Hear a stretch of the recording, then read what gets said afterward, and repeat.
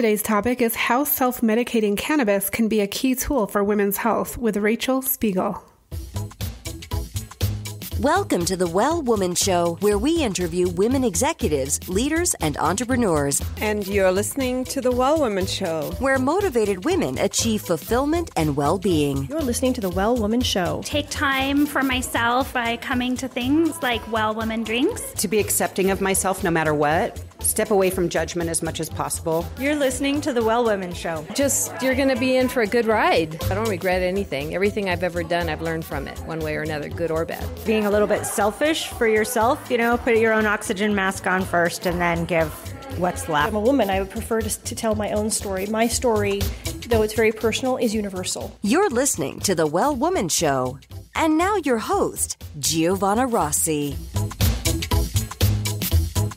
Hi, Giovanna Rossi here, and welcome to another episode of the Well Woman Show, where I interview women leaders, executives, and entrepreneurs about their lives and their road to becoming and being who they are today.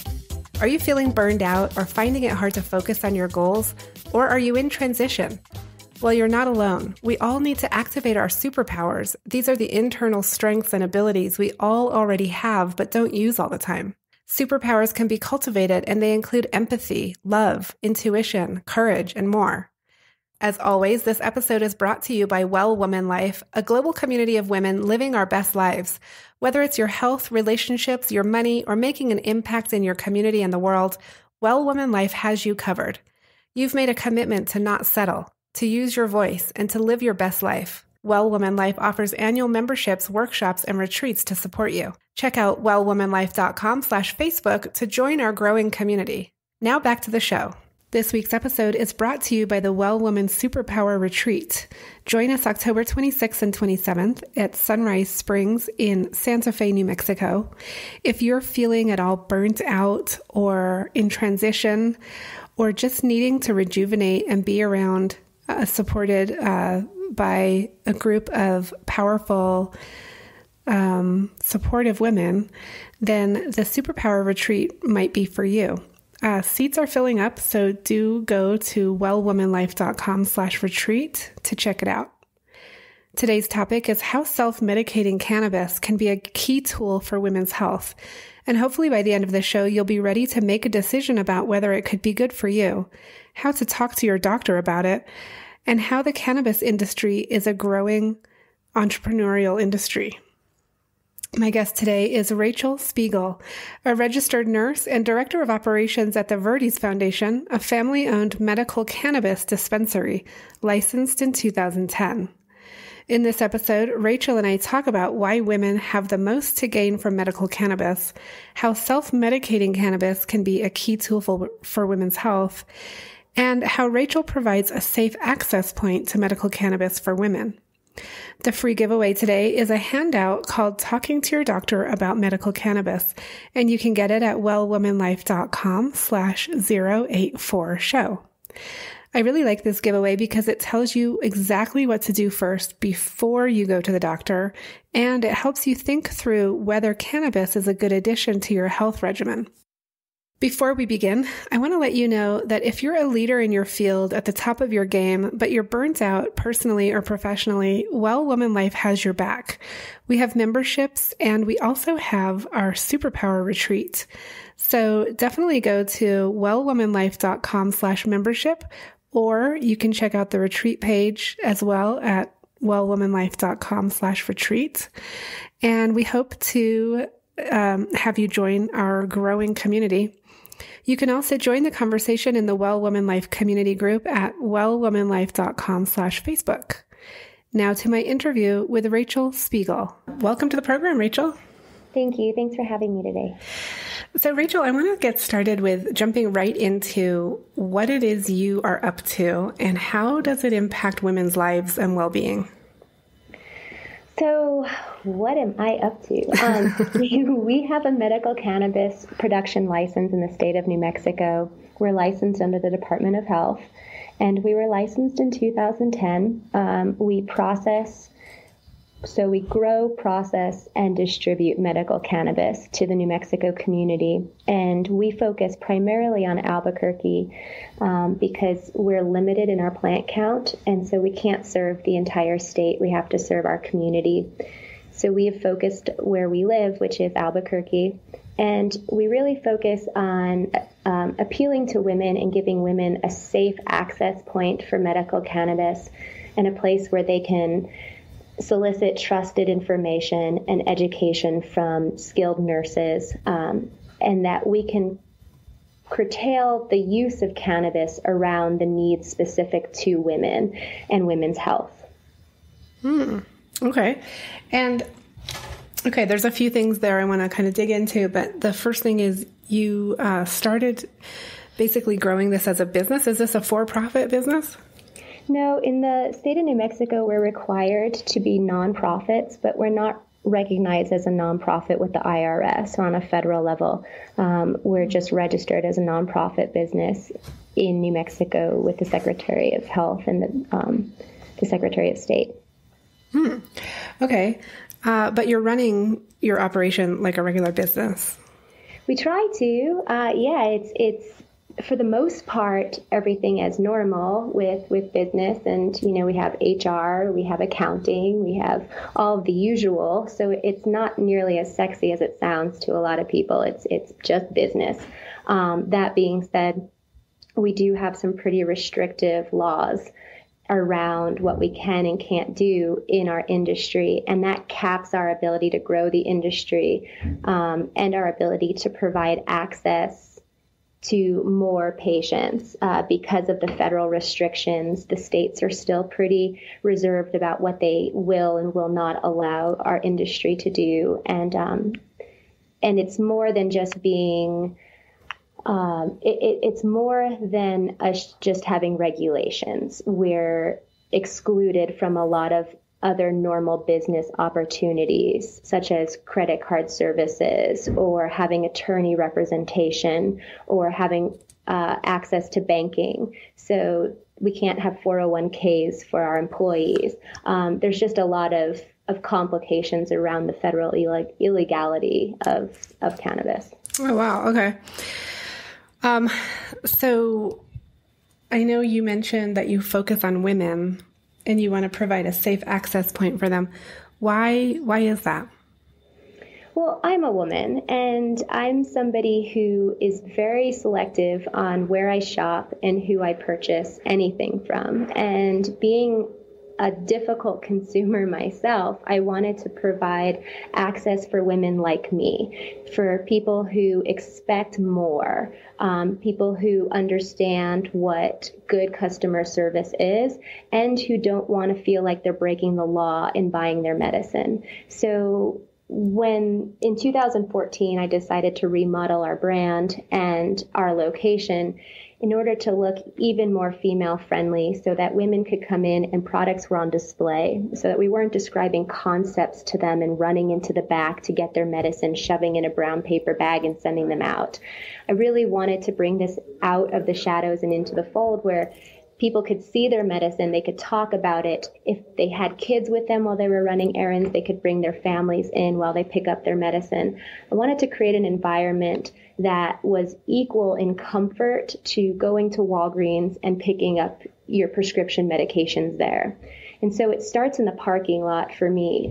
If any individual pulls into a dispensary and feels unsafe or uncertain about the safety of the experience ahead of them, then I think that's a real negative for the industry as a whole. So we wanted to create an environment right away as soon as people pulled into the parking lot that was conducive for health. And we do that by having we have gardens in our parking lot. We have employees that on rainy days meet you at your car with an umbrella. We have customer service members that hold the door open. We don't have armed guards at the front counter. We do not have people carting patients at the door to make sure that they don't bring their families in. We want to create a culturally sensitive environment, and I think that female consumers really appreciate that. Okay. Who are the women that come in and buy the cannabis from you? Well, they're patients. They're patients of the community who are licensed under the Department of Health to have medical cannabis cards. And they are all sorts of medical conditions, all sorts of backgrounds, all sorts of ages. Can you give us some examples of like different conditions and just paint a little bit of a picture for us of who these women are?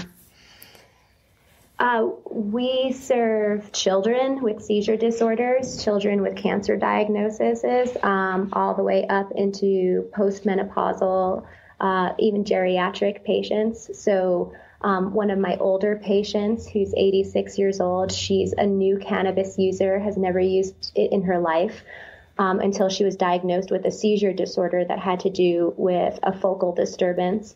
And at that time, her husband and her felt like medical cannabis might be a good option to resolve that seizure activity. So we have women like her.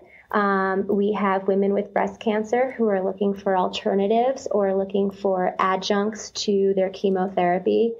We have women who are postmenopausal and they use CBD, and CBD is a cannabinoid that is equally as popular to THC, but it's not psychoactive, and it has different medicinal purposes in the body. And so CBD can be used for post and menopausal women to help regulate their hormones because it does affect estrogen levels in the body, and it helps the body find a homeostasis while it's going through its changes. So we see women in all age ranges, younger women who have significant endometriosis and significant pain that's premenstrual. We have women who have libido issues where they're not sexually active with their partners because of chemotherapy or because of hormonal changes. So really, if you can think of it, we see it. Any concern that affects the body can be treated with cannabis, and a disease can be treated with cannabis. Okay, and but your doctor has to give you a prescription for it? Is that how it works? That's correct. So the way it works is that you go to your primary care would be our first choice or your specialist, and that's somebody who hopefully you have an established relationship with. When you do go see that provider, you can have an honest conversation with them about your desire or your interest in trying medical cannabis as an alternative. At that time, they fill out documentation that you can acquire off of the Department of Health website. And that documentation gets sent into the Department of Health.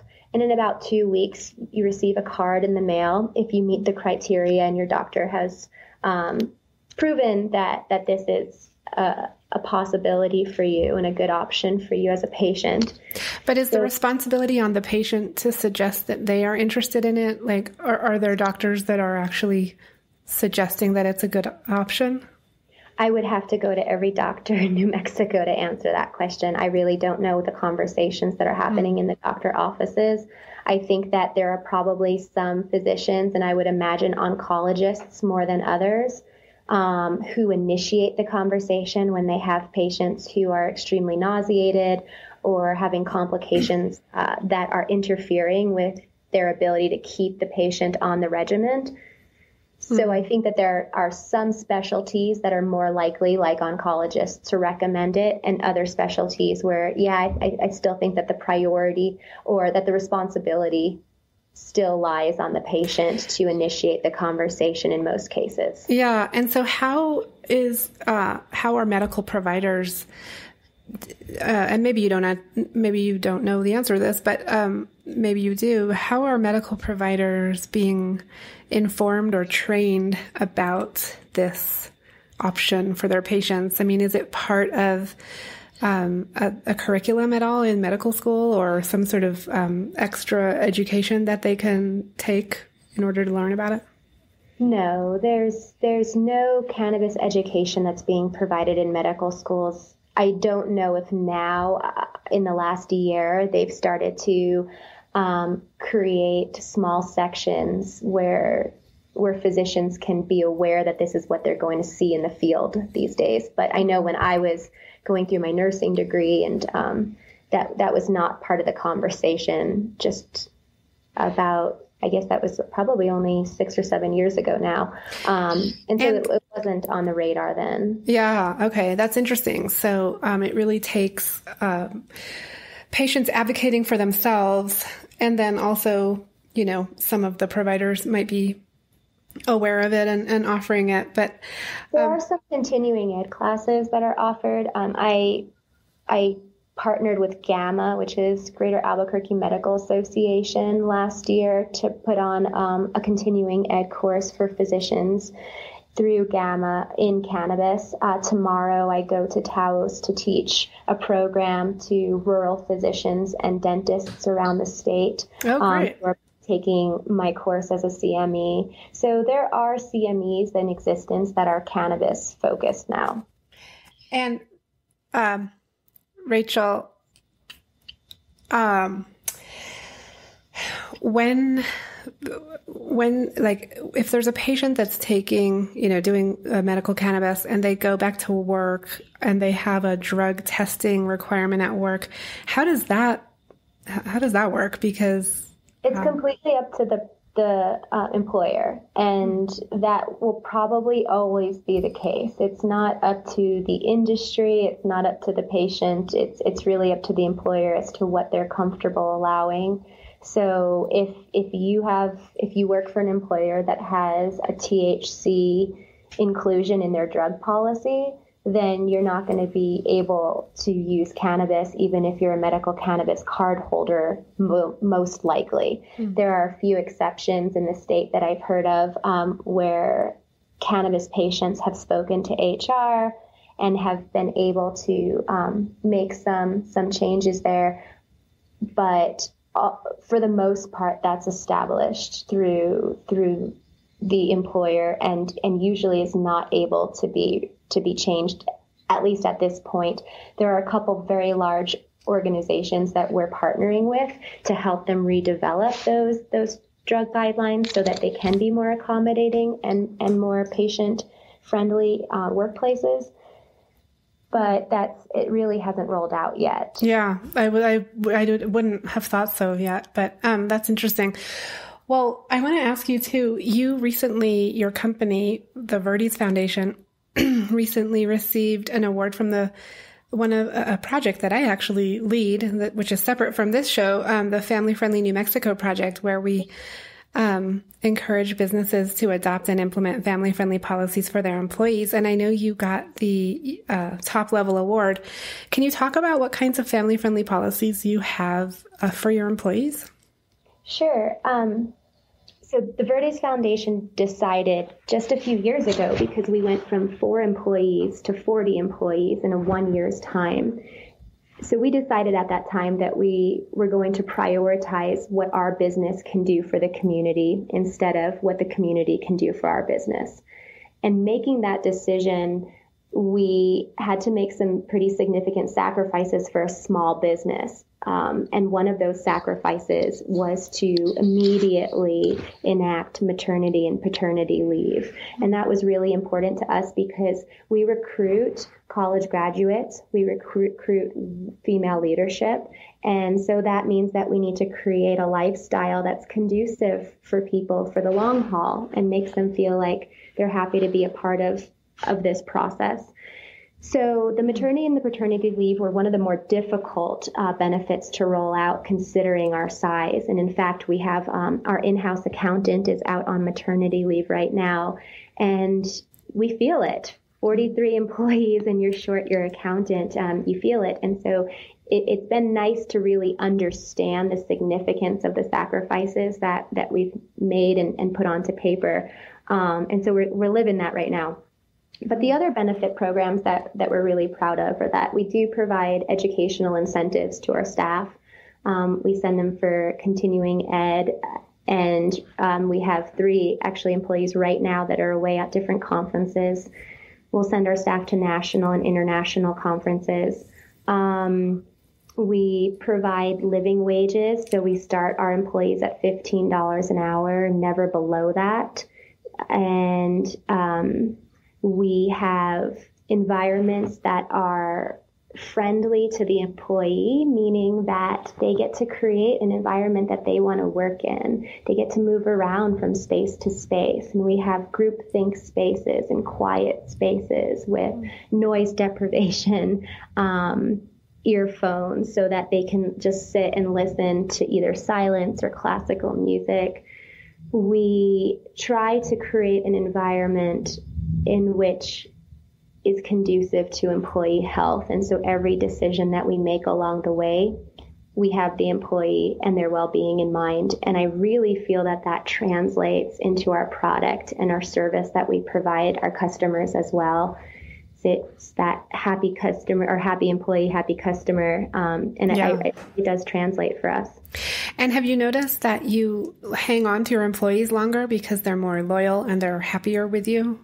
So they don't move on? Absolutely. And it was, all these benefits were kind of, they were afterthoughts for us. We just created the environment that we ourselves would want to live and work in. Mm. And what we have found is, yes, people stay. We don't have a lot of turnover. And the unfortunate part of that means that we don't get to grow and expand and create a lot of new jobs because we retain our employees. And so we get a lot of interest for with job applications. We get it's down a little right now, but last month we were getting anywhere from 30 to 45 applications every single week. Mm. Right now, I think we're down to about 22 on average for our weeks in June. And it's hard because we so badly want to just bring everybody in and create this world where we can all work together, but we don't have a lot of turnover. Oh, wow. Okay. If you're just joining us, I'm speaking with Rachael Speegle of the Verdes Foundation, and we're talking about medical cannabis and the impact on women and women's health and wellness. And Rachael, I want to switch gears a little bit and move into our segment called Superpowers for Success and talk a little bit more about you, the leader, and what's behind the sort of story behind how you do what you do. But first, a quick word from our sponsor. Being a well woman includes being financially healthy. Our sponsors, Lorraine L. and Kate Stelter of Better Money Decisions, are on a mission to eliminate complexity and confusion from your financial life. They replace Wall Street jargon with straightforward talk you can understand, and they create investment and retirement plans customized for your needs and your future. Download a free copy of their latest book, Don't Let Your Money Kick the Bucket Before You Do, and learn how to avoid the biggest mistakes women make when planning for retirement. Go to bettermoneydecisions.com/wellwoman and download your free book today. And the first question I want to ask you is, what does success in life mean for you? For me, I measure my success based on my contributions. I think that the legacy that I want to leave behind is measured in how much better I get to leave this world based on the condition it was when I came into it. So every decision that I make in the day tries to fall in line with my commitment to service and to serving my community, to serving my employees, to serving my customers, and to participating in this world even when it's hard. I live by doing the right thing. And that's really been a driving force for me in my leadership. And do you think that your ability to be so focused and disciplined about staying on track with that? Because I know it's hard, it's hard to really live your values every minute of the day. But do you think your ability to stay focused on that is part of why you've been successful as a business owner? I think that my ability to hire people in line with that belief and in line with that ethic has really contributed to our success. Mm. So I find people who share that culture with me, and I find teammates who embody that quality as well. And that means that we're able to consistently move in the right direction and that we hold each other up on difficult days. And I'm having a really difficult day today. It's been hard. It's just been hard. I've had my head up all week. I've been feeling great all week. And we get handed a lot of blows in this industry, and there's a lot of challenges.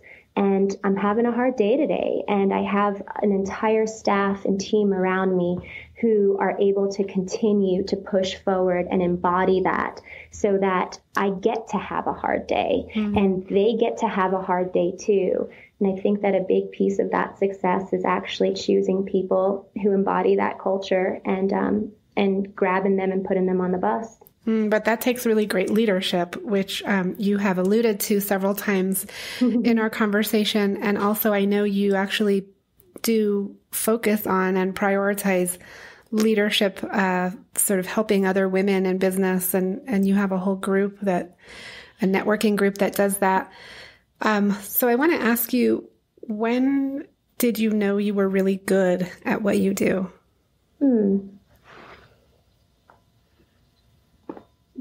I think I'm still learning it. I think that there are, so when I came on to Verdes, I was still working at Presbyterian Hospital at that time. I was working 3 days, and then I would have my 4 days off because I worked 12 or 13-hour shifts on those 3 days.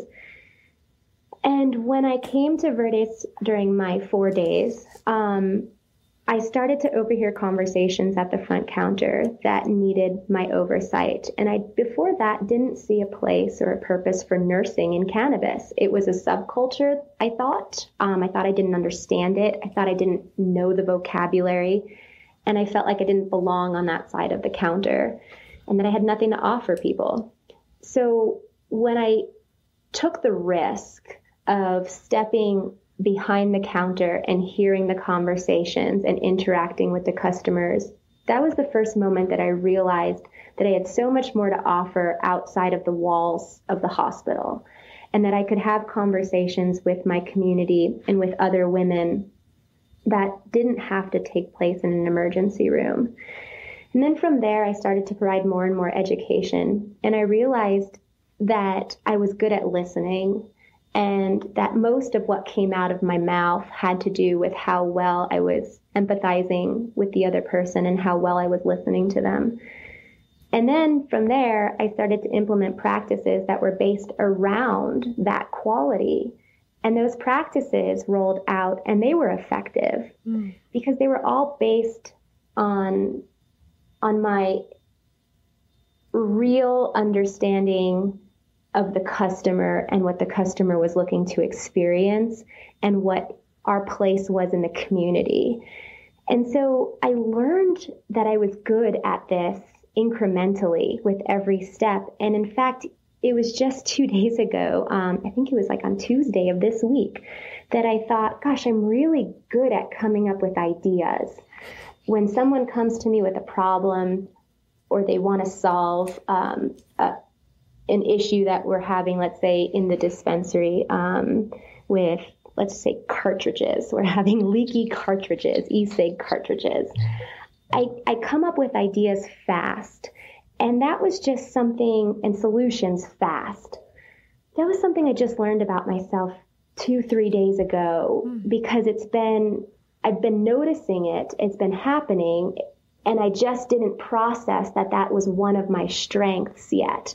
So I think that the beauty about owning a business and running a business is that it's an organism, it's alive, it's a living, breathing entity, and it requires so much of us that we get to give our best self, and in turn it reflects that. It reflects our worst moments and it reflects our best moments. And so every day I really learn a lot more about myself and my strengths, and I identify my weaknesses too. Well, that's nice and refreshing coming from someone who is, leading an organization, and that's great. I want to ask you too, what superpower did you discover you had only to realize it was there all the time? That may be related to the answer you just gave to the other question. I feel like women and I think that this is more of a familial trait than a social trait. But I think I come from an Italian family where I just saw my grandfather, who's 90 years old, about a week ago. We met him for a trip. And I come from this Italian New Jersey family where the men in the family get asked what they do and the women get asked how many children they have. Mm-hmm. And that's still the topic around the dinner table. And I didn't understand, and I didn't give myself credit that I know so much about business because I know so much about people. Women know a lot about people. They know a lot about social structure. And because of that, we know a lot about business because there's so much interaction that takes place inside and outside of a business. And that is really what I think makes or breaks the organization. Mm. And I've really started to trust that a lot more. And I never, ever thought that I'd be a businesswoman. I always thought that I knew how to take care of people, but I never thought that I knew how to take care of an organization. And I didn't ever make that translation. So I continued to pass off the larger roles and the financial tasks and the global oversight to my husband. And I realized not that long ago that I have the same qualifications and the same abilities, and mostly because he was so encouraging in letting me know and reflecting my strengths, that I started to really see it. And I understand now that always existed in me, and that ability has always been there, and it's in a lot of women. Mm. And we sometimes become so wrapped up in our ability to task manage and our ability to do this one thing so great that we forget that we're great at so much more than that one thing. We're great at global oversight, and we're great at bringing multiple facets together and understanding operations and systems and efficiencies. And that the culture of the community, we can bring what we love about that. We can bring what we like about that into our organization as well and bring it to our people. Beautiful. Well, I want to ask you, what advice would you give your younger self? I don't know how old you are, but say 10, 15 years ago. Sure. So I'm 35 years old. I was excited to turn 30 when I was in my 20s. I just thought that was going to be the moment that I gained my confidence. And it was, because I always believed that was going to be the moment when I found my voice. And I'd like to give myself permission to find my voice earlier. I'd like to let younger me know from my 20s that I was valuable and I had a lot to contribute. And I could have started faking it a little sooner so that I grew into it a little sooner.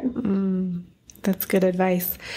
And Rachel, you said you've had a really hard day, and another sign of a good leader is someone who can have a really hard day and still get on and do a radio interview, and be able to get through it enough to actually do the other commitments that you have. And so, what do you do when you get knocked down? What's that resilience, and how do you get through that?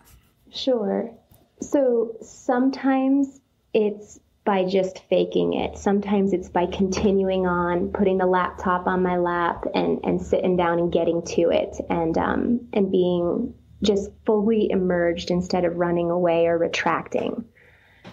Other times, like today, I allow myself to show emotion. So I just needed to go sit in the car and go for a drive. So right before I spoke to you, I drove over to Sandia Casino and drove up Tramway to the La Luz, turn off and back.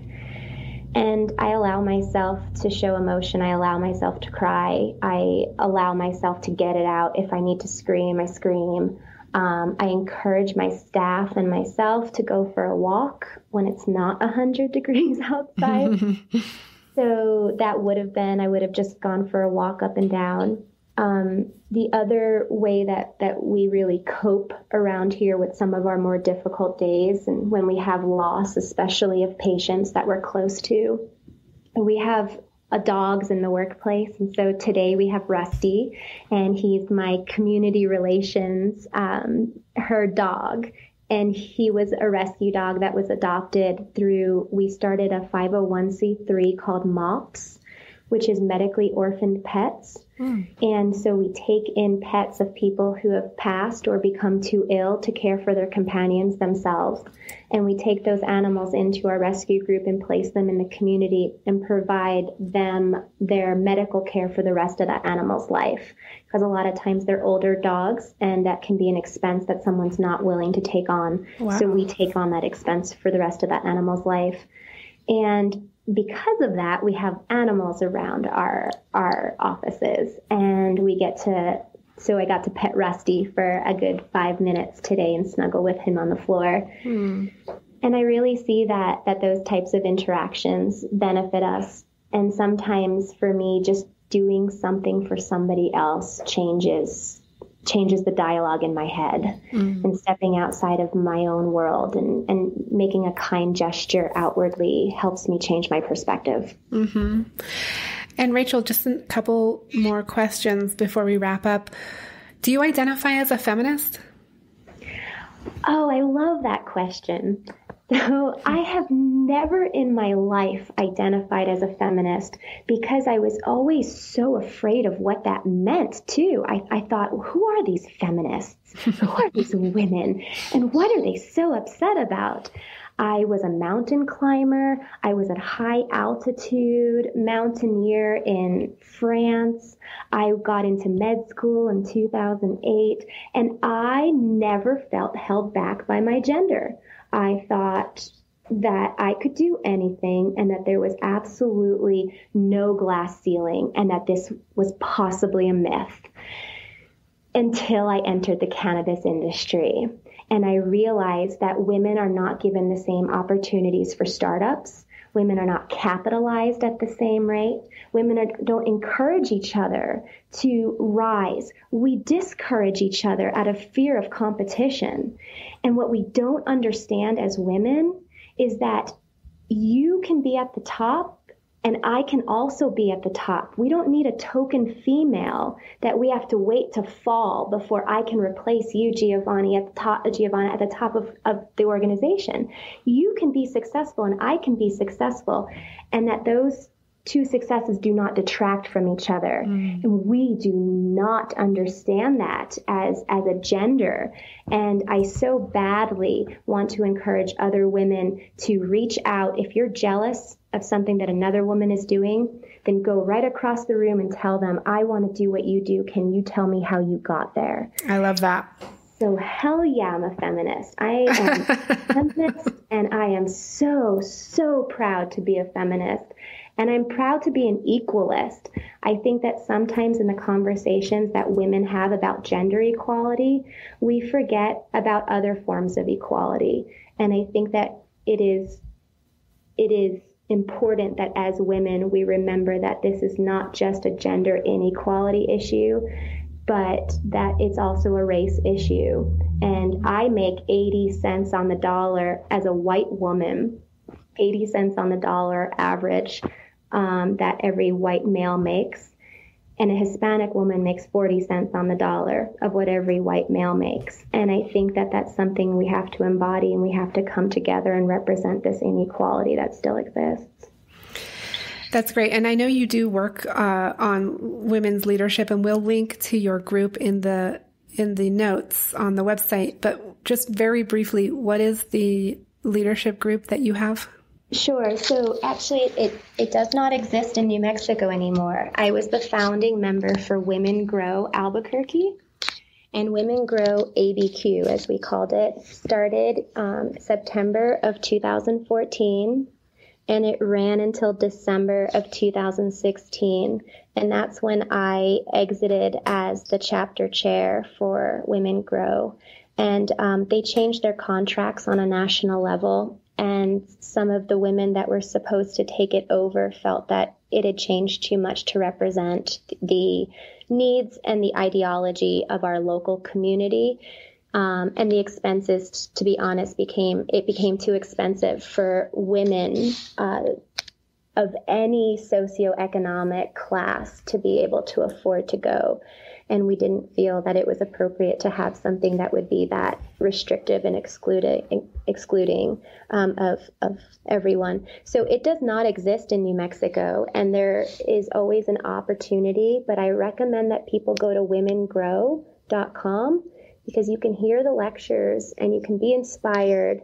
And that's what it's about. It's about coming together and supporting each other. And I think that that can happen on a deep level without just a national organization leading it. Yeah. And the other thing I want to say about that is that Women Grow started based off of Women 2.0. And Women 2.0 is an organization in Silicon Valley that started because of the disparity for women startups and female funding in Silicon Valley. And it still exists.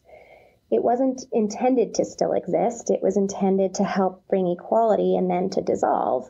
And it still exists because there isn't equality yet. Mm-hmm. Women Grow Albuquerque was able to dissolve because the equality does exist. We're seeing 63% of female leadership, 63% of all leadership within the cannabis industry is female-based within the testing labs and the processors and manufacturers. And that's really significant. And in New Mexico alone, there's a 40% female leadership in the cannabis industry. And so it's nice that we get to dissolve and move on to other projects because we resolved something. Yeah. Okay. And very last question here, Rachel. What are you reading right now? What's on your nightstand? I am reading a book that's called The Energy Bus. It's a thin book, and it's just a light read, but it's great. And I'm reading it right now because I'm about to ask my staff to read it, and we create book clubs at work. So different departmental book clubs, and we incentivize our employees to join those book clubs or read the books that we're reading so that they can be part of the leadership conversations. And then we take them out for a pizza party and some time to discuss the books upon completion. So that's what I'm reading right now. I just finished a book called Communication Miracles for Couples. And I was reading it because my husband and I decided to read it, but I really use it a lot with my staff. It's great communication tools for conflict resolution and such. Oh, great. Okay. So we'll link to those books in the notes on the website, and you can, we'll give all the information at the end here. But Rachel, this has been such a great conversation. I want to thank you so much for being on the program. Thank you so much, Giovanna. It's an honor to talk with you guys today. I appreciate it. That's it for our show today. Remember, if you need support to live your Well Woman life, head over to wellwomanlife.com/Facebook to join us. Our monthly live event, Well Woman Drinks, brings women together to share our successes and challenges as women, leaders, moms, aunts, sisters, and all the other roles we carry. If you'd like to attend a Well Woman Drinks near you, or if there isn't one in your city yet and you'd like to start one, email info@wellwomanlife.com. If you enjoyed the show, please take a moment and subscribe in iTunes and leave a review. This helps raise visibility, which is super helpful when it comes to producing the show every week. For feedback, comments, or just to let me know you were listening today, find me on Facebook, Twitter, and Instagram @WellWomanLife. I'm Giovanna Rossi for The Well Woman Show. Until next time, have a super powerful week.